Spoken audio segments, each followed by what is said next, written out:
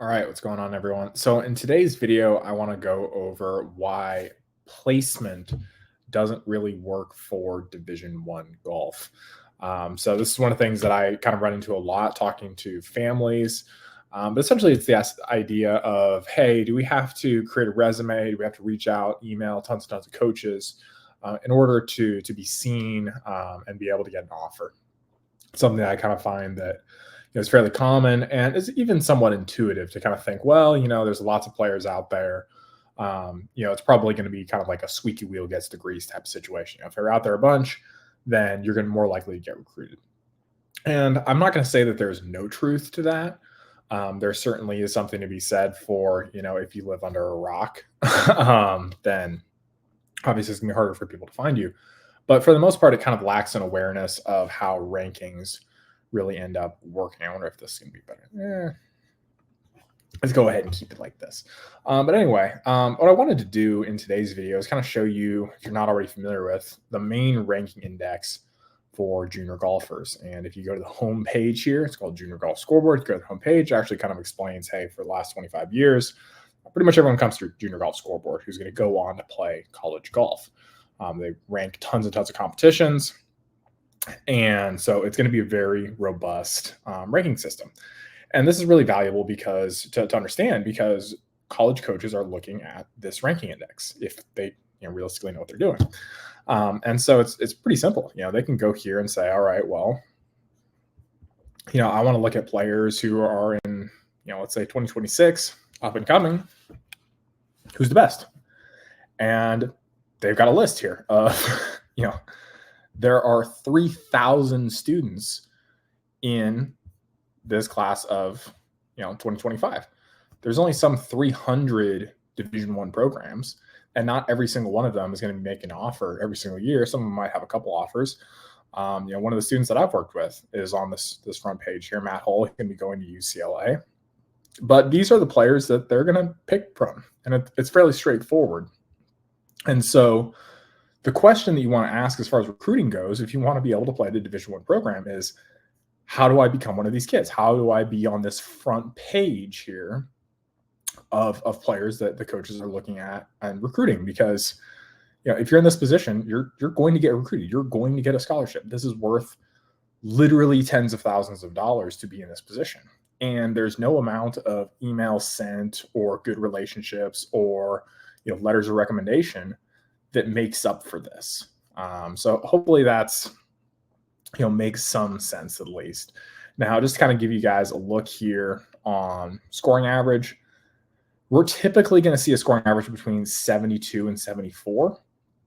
Matt has had the luxury here of playing some golf courses that aren't quite as long. He's also in California, which is a benefit to him.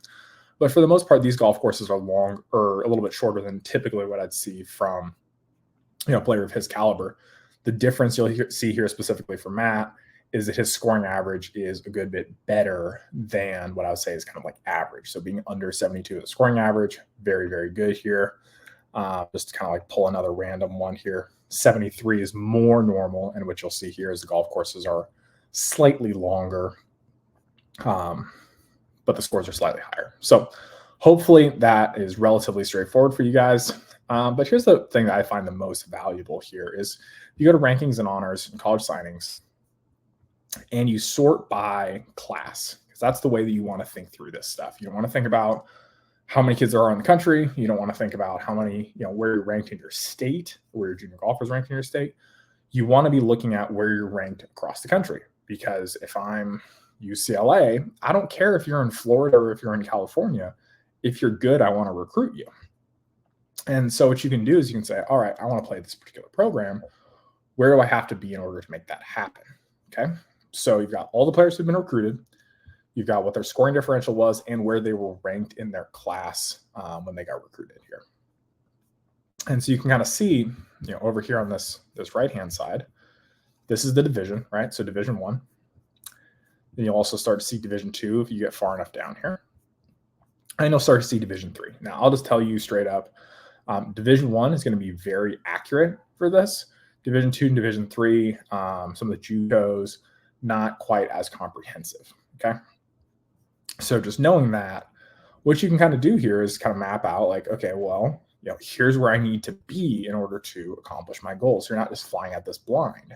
And if you can combine, okay, cool, I'm ranked here and this is where I want to go, then you can just reverse engineer this and do the math.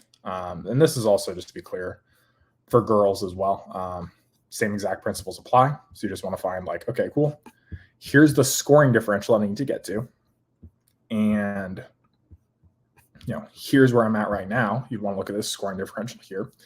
So wherever you're at right now, and then you just want to figure out what is the difference between those. And then what you want to do is you want to look at, okay, what is my scoring average? So you're most likely going to have this data of all your tournaments. If you don't have it where it automatically does this for you, you can just add them up and divide by the number of tournaments. Boom, there's your scoring average. And so that's really the way to look at this. Now, the added detail here, that's something that I do with my students, is I want to know statistically what their game looks like. Because if you've got a scoring average of, let's say, 80, which wouldn't be uncommon if, let's say, you're 7th grader, 8th grader, 9th grader, you want to play Division I golf, we got a little bit of work to do here, but let's say we got a scoring average of 80. We want to know why that is. We want to know why we have a scoring average of 80, because if we understand that, then we can make strategic decisions about what we need to do to improve, and we can also measure whether or not we're improving at that rate. So hopefully that makes sense, but let me be a little bit more concrete about that. Let's say you have a scoring average of 80 and you're only hitting, let's say, 30% of your greens. Well, it's going to be extremely difficult for you to ever get to a place where you're having a scoring average of 73, simply because if you run the math out on that, you're going to have to get up and down an outrageous amount of times, or you're going to have to make an outrageous amount of birdies for a very small number of greens hit in order to shoot low enough scores. So you can reverse engineer that and say, okay, cool, I need to focus specifically on hitting more greens in regulation in order to be able to reach my scoring goals. And then from there, you can dig further down into those stats. This is why having a good stats program is actually really, really helpful. I recommend Draw More Circles. Decade's pretty good, but Circles is definitely my favorite. What you can then do is look at like, okay, cool, of those approach distances, where are the approach distances that I'm hitting all the time, and where am I struggling? And then you can go specific, more specific than that, and say, okay, cool, why is that the case? Is it because I have a golf swing issue?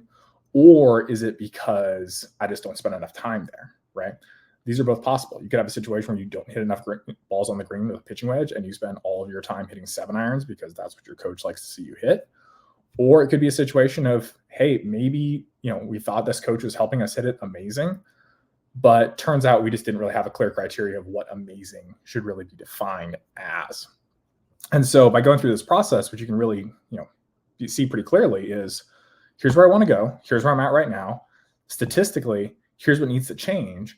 And then you can get really granular about what exactly needs to happen in order to do that. And then you can see, okay, we said we're going to do this a month ago, 2 months ago, 3 months ago. Am I improving at the rate necessary to reach my end goal? And we can constantly evaluate that and change that. So at least that's the process that I apply with my students. So hopefully this gives you guys a little bit of clarity here on how to be looking at, do you need a resume? Do you need all this different stuff to be recruited? Realistically, no. If you did want to do a resume, I would recommend that you go through Junior Golf Scoreboard here. So they have kind of like this built-in feature. But Junior Golf Scoreboard really is the resume that you want to have. Because if you go up to a coach and you say, hey, I'm interested in your program, I'm ranked 100th in my class, there's a decent chance you're going to get a response there. Whereas if you just say, hey, I played high school golf, I was on my varsity team, and I shot 78, 76 and won this tournament, they're not really going to be that interested. And if they respond to you, it's essentially going to be like, hey, appreciate you reaching out, glad you're interested in the program, keep me updated with scores. It's kind of a polite way of saying, you don't have the scores yet. Now, my recommendation for all my players is, let's make sure we're in a good position first, so that when we do those introductions or when we have those opportunities to meet a coach, we can actually make that good first impression. So hopefully this video is helpful for you guys. I wanted to keep this a little bit simpler. But if you guys want help with this, obviously reach out. There'll be resources below this video where you can learn more about my process and how to apply that. Or if you want to work together, we can look at doing that.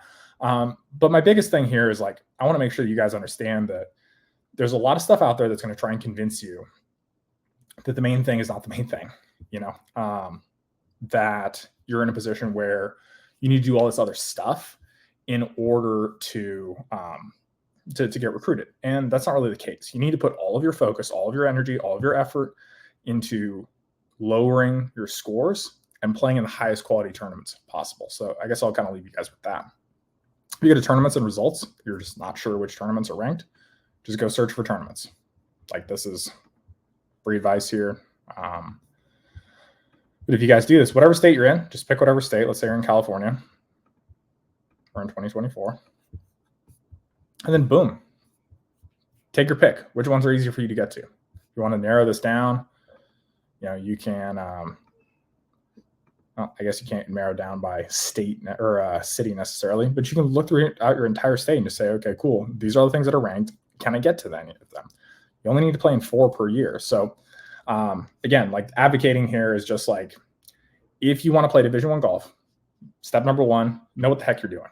You can't just go out there blindly and be like, oh, I think I'm pretty good. You want to know exactly where you're at. You want to know exactly where you're trying to get to. And then you just need to reverse engineer the process. If you don't know exactly where you're at, follow this instructions, get tournaments on the calendar, but then improve as fast as possible. And if you're not sure how to do that, you don't know how to lower the ranking, if it's just like you get the same lesson over and over again, that's as far as your coach wants to think, reach out. I can help you out with that. But yeah, this is the process. It's fairly simple. That doesn't mean it's easy, but hopefully this guy helps you guys understand what you need to do and remove some of the confusion here. All right, talk to you guys in the next one.